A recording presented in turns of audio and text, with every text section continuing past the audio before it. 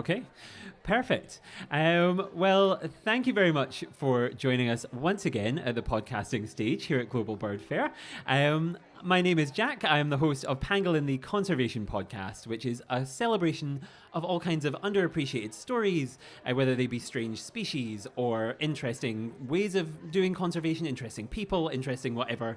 And I'm so excited because today I am joined not just by a very interesting person, but a fellow podcaster. I am joined by Tom Morath, the host of Nature's a Hoot, which is a podcast by the Hawk Conservancy Trust.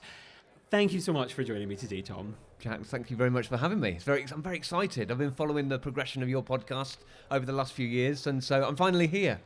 Yes, it feels like a very surreal moment that we're here, not just doing a Zoom call like normal, like I would usually have. We're doing an actual thing with actual people. There's really people out there. Really people listening to this. Wow, and no pressure at all. It'll be fine. But I'm so excited to talk to you because not only do you have a podcast, I feel like I have a podcast and I just interview interesting people. You have a podcast and you have an interesting job and interesting things to talk about as well. So I'm excited. I'm very, very lucky to have a super interesting job. Yeah, yes. Definitely. So yeah, I kind of mentioned you worked with the Hawk Conservancy Trust and you have this podcast and stuff, but I wanted to kind of, before we get into all of that kind of work, do you want to introduce yourself? I've kind of given the brief rundown, but tell us a little bit about, who you are, what you do. Yeah.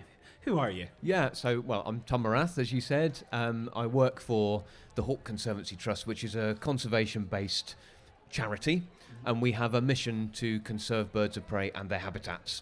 And so my role is as the deputy head of living collection, which is one hell of a mouthful, but it essentially means I manage the living collection, the birds at the Hawk Conservancy Trust. So that's about 130 individuals, anything from eagles, falcons, owls, vultures, kites, you name it really.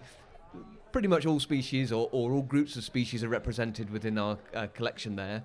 And we run a visitor centre, so you can come and see the birds, you can get close to the birds, and I spend lots of my time out in front of the audiences and visitors, hopefully inspiring them to love and care about birds of prey and their conservation.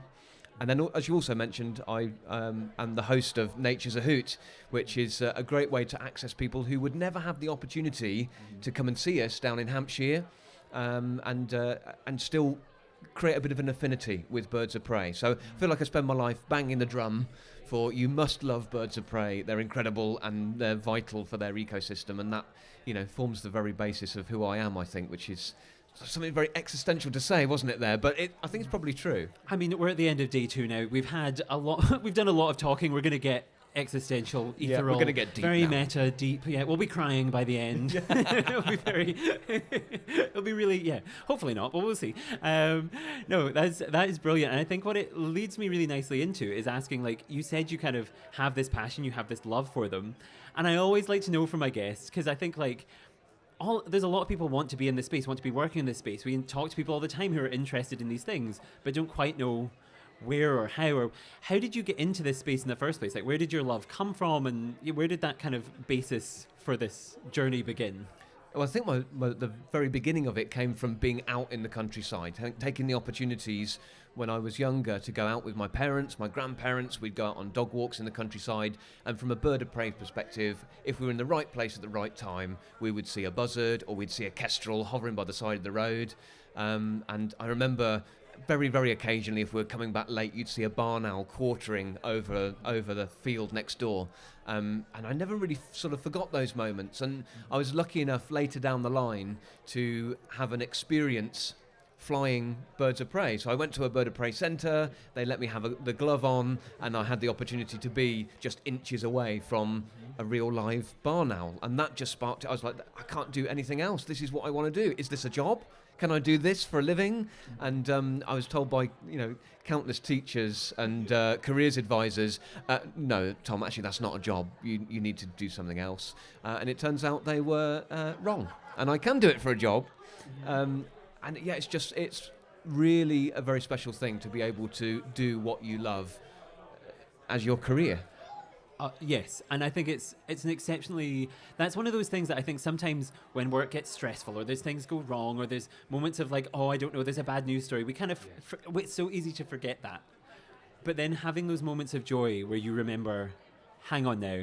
I am surrounded by amazing people and amazing wildlife doing amazing things that I'm exceptionally grateful for. Yeah. And it brings you to places like this where we get to meet and have conversations. We get to have these opportunities to talk to crowds and to talk to people about all of the things that we love. Brings us back to the reality of like what we do and what we love is amazing. And I think it's just fantastic. And you're absolutely right that like, yeah. And I think that's a common thing of like, I ended up, when I went to university, I went and did a degree for 4 years because I was good at it in school, and then had to turn it around and be like, oh, well, actually, I love international relations and politics, and I think we need a lot of that in this space. So I think it's a useful skill set to have.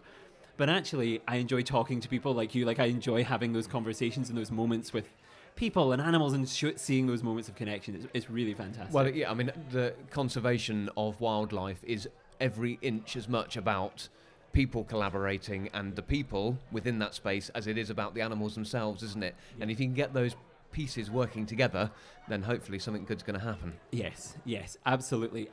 And I think, having said that, we should maybe talk a little bit. We are at Global Birdfair. We should maybe talk about the birds a little bit. Let's not. We can. Our stories are very interesting, and I'm sure we go into them in other episodes of our own podcast. So go and listen to those. Just a horrifying bit of self-promo there. But like, we're here at Global Birdfair. Let's talk about the birds. Some of the things you're working on. Some of the things that you do, kind of day to day. The things that you work with. Is there anything kind of like that comes to mind, projects that you're working on, species that you're working with, that you're kind of like, this is what's inspiring me now? Yeah, so for the Hoot Conservancy Trust, the biggest projects that we do, and certainly all of the projects that are overseas, are with vultures. So those sort of underloved, underappreciated, misunderstood birds. And I spend a lot of my time talking to people about vultures and trying to turn them into vulture lovers, and if not that, at least understanding them a little bit more. Yeah. At the moment, we've got a pretty much brand new project working with Africa's largest and arguably most powerful species of vulture, and that's the Lappet-faced vulture. If you've never seen one before, just picture an absolutely enormous bird with a pretty much bald head and a huge bolt cropper for a bill. They are really the bully boys of the vulture world. They're massive. And they're experiencing huge declines in the wild. They're an endangered species.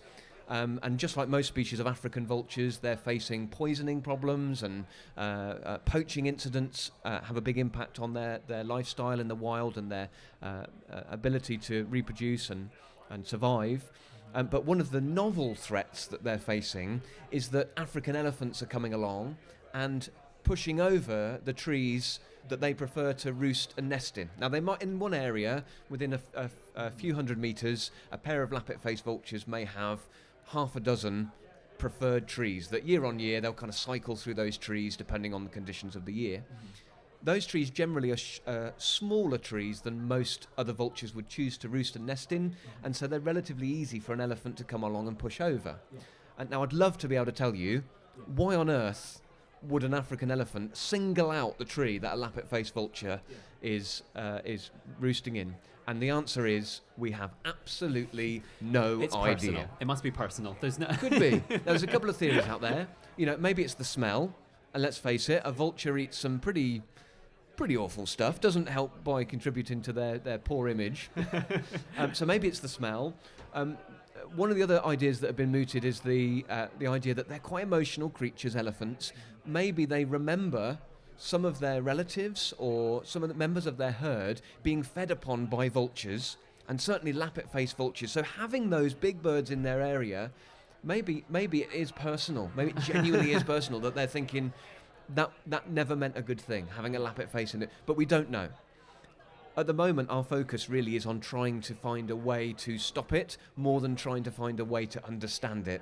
Because for an endangered species, we can't afford for this many trees to be wiped out, in addition to all of those other problems that Lappet-faced vultures are facing, I mentioned before. Mm-hmm. That's really interesting. It's a challenging thing to sum up in probably 20 minutes, and how do you begin to kind of like deal with these things? But like, how is it kind of the introduction of nest boxes? Is it kind of working with communities that are around to kind of learn more? Like, what is the kind of things that you're doing to try and understand and deal with those kind of issues? Well, that is the question we're posing to ourselves. What is the best course of action? And there's some behavioural studies going on with elephants to try and help to inform the mitigation methods that we'll try.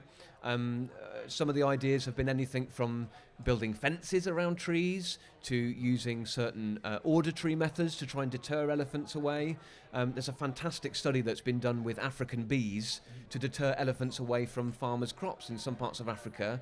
Unfortunately, it seems that bees are no deterrent to South African elephants. They don't care about them at all. If they want to go down to the watering hole, have a drink, and there's a load of loads of bees there, they'll go down and have a drink and just bear with the bees. So that's probably not going to work in this case. But the sounds thing, I think, is quite interesting. Maybe sort of a certain pitch of sound may deter the elephants away. The downside of all of these methods, whether it's building a fence, whether it's having electric fences around a space, whether it's having wire, whatever it ends up being, we've also got to make sure that that doesn't also deter what is quite a sensitive species when it comes to breeding. Putting a fence up around a tree suddenly may make that tree undesirable to Lappet-faced vultures, and we've actually made the problem worse. So this stage is really delicate. We don't know what's going to come next, and that is bewildering. It's worrying because we've got to do something quickly, but it's also quite exciting. We don't know the answers to something, and I think we're always, as conservationists, we're trying to know it all. I'd love to know all the answers, but in this case, it's brand new. Nobody's ever studied it before, and it wasn't until Dr. Campbell Mearn, our head of conservation and research, was working on monitoring other vulture numbers that he spotted this happening, came back and thought, crikey, we've got to do something about this. Yeah. So it really is brand new. That's really exciting, and it's one of those ones where I'm like, two things. I'm really glad it's not my problem to solve because I would be terrified of having to deal with those questions and not knowing exactly what to do. And the second thing is kind of like a perfect justification for a podcast in a year's time. You can come back on and tell us what you've learned in the coming year, because that's really exciting. And I think keeping that kind of hope and that positivity of like, this is a challenge, but it's an exciting one is really, really brilliant, really, really interesting. Yeah, and it's a collaborative challenge. Like you said, it's not something that you want to face alone. But we're working with South African national parks and other partners to try and work out the answer, and also with local communities, because we've got to try and find a mitigation method that is actually doable and sustainable. These birds are roosting and nesting in some pretty remote parts of the African savannah. Erecting a fence somewhere that is built to withstand an elephant is no mean feat, and it might not even be possible in those areas. So, there's challenges upon challenges, but working collaboratively and trying to work out those answers is part of why we do our job, right? Yeah. I think that's exactly the point, right? It's all about these collaborations. It's all about thinking about these creative solutions, and it's all about maybe taking a step back and thinking like, this playbook worked for this species in this place. We now have to throw it out and start completely new ideas, thinking about new things. And what we do in South Africa is going to have to be different to this place, to that place, to the next place. It's really, really intriguing. I was speaking to Campbell just the other day, and I used the word might. I said, so you're saying it might be different for African elephants in Eastern Africa to what it is in South Africa. And he said, it's not might, it definitely is. It's going to be different. So anything that we knew before, like you say, throw it out the window. You've got to start again from scratch. So it is a challenge. Yes. Well, I guess speaking of something you might know already a bit better, a species that we might know a little bit more about, maybe not. Maybe I'm about to enter a world of mystery and misery and suffering of questions that we still have no idea. I'm worried now, Jack. Well, it's actually something that we've been talking a lot about at Global Birdfair, which is, of course, the Egyptian vulture. I know we've had a brief chat about them just before we came on, and as soon as it was mentioned, I was like, I'm going to ask a little bit more, because they featured on the first podcast I recorded a few days ago, and we didn't have enough time for them. And so I thought I'd bring them back up again, because I know you have an interest. You maybe have some interesting things you can say about them. Have you worked with in the past Egyptian vultures? Tell us a little bit about that. Yeah, well, firstly, it's been great to see them get a little bit of publicity. This way, everywhere you look, there's an Egyptian vulture pin badge, or someone is drawing one or painting one. And, I think it's certainly an underrepresented species, and not one that a lot of people would know. Yeah. We do work with Egyptian vultures. I work with an individual every single day. So back at the Hoot Conservancy Trust, we've got a female Egyptian vulture called Bo. And what's so great about her is she flies in the most naturalistic way. So Egyptian vultures are amazing long-distance flyers, and they do that by soaring. They use natural lift, so thermal activity. They just set their wings, they soar and glide up in these circuits to thousands upon thousands of feet. And that makes them very good at travelling long distances. In fact, they're the only truly migratory species of vulture. So you find them in Europe, Africa, and Asia, which is great. And we can show this every day through allowing Bo to head up on a thermal. And I think the highest she's ever been is 4,300 feet above our head. So you can't see her, but we fit her with a little GPS unit, and we can see her on an iPad on Google Maps. So you don't have the moments of heart attack where you go, oh, that's no. right. Oh, Yeah, no. yeah. So we know where gone? she is, even if we can't see her. Yeah. So this is great to demonstrate their behaviour in the wild. The issue is, because they are such vast migrations they undertake in the wild, that means they face multiple threats. So each of the threats that would be in those areas they pass through, they're facing, rather than their other vulture cousins who they live in one area and they have a few problems to solve where they're native to. And so that makes it quite hard to work out which problems to sort first. And the way we've started to try and work that question out is to fit wild birds with GPS tracking units. We've been helping to fund the work that's been happening across their Eastern Flyway, and try and work out where they're going, where they're stopping off, and where the biggest problems they're facing are happening. And once we start to get some of those answers, we can start to help and support work out the sort of final solutions to the problems they're facing. Again, you're setting up a sequel to this podcast, because I'm like, you're teasing. Oh well, we're doing this. We don't have the answers yet, but in a year's time, I wish I did have the answers to you, Jack, because we could solve so many problems for these birds. And don't get me wrong, there are species that we're doing some good with. We're not right at the beginning of our work with vultures and with species altogether. We are achieving things too. Yeah, is there a case study that you like to give people of a real success story where you're like, this is my favourite example of something that you have been involved in, or the trust has been involved in, like where you're like, this is a really good example? Yeah, well, again, it's a vulture story. We work with vultures right across Africa, and I must just say, vultures are the most threatened birds in the world. In terms of a group of birds, they are the ones most threatened. Most of them are threatened, endangered, or critically endangered. And one of the biggest problems they face in Africa is poisoning, deliberate poisoning, by poachers who want to try and remove the tusks from an elephant.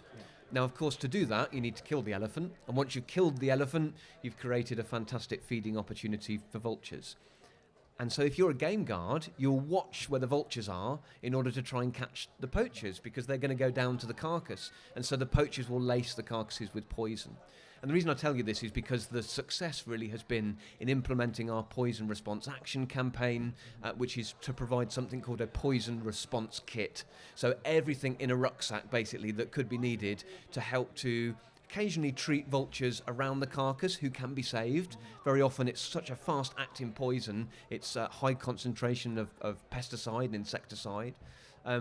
But sometimes the vultures can be saved, but also limiting the damage that poison can do. Because, of course, it's not just vultures that will come down to feed, whole host of other creatures that will come and feed on an elephant carcass too, seeping into the waterways and the water table and the ground surrounding that carcass. And so we've managed to provide the equipment and the training to countless individuals as to how to deal with a poisoning incident like this. And probably most famously in Kruger National Park, every single person that works in Kruger National Park now on the ground now has the knowledge and equipment they need to deal with a poisoning incident for vultures, which, when it's one of the biggest reasons these birds are declining in those areas, we've got to take that as a win.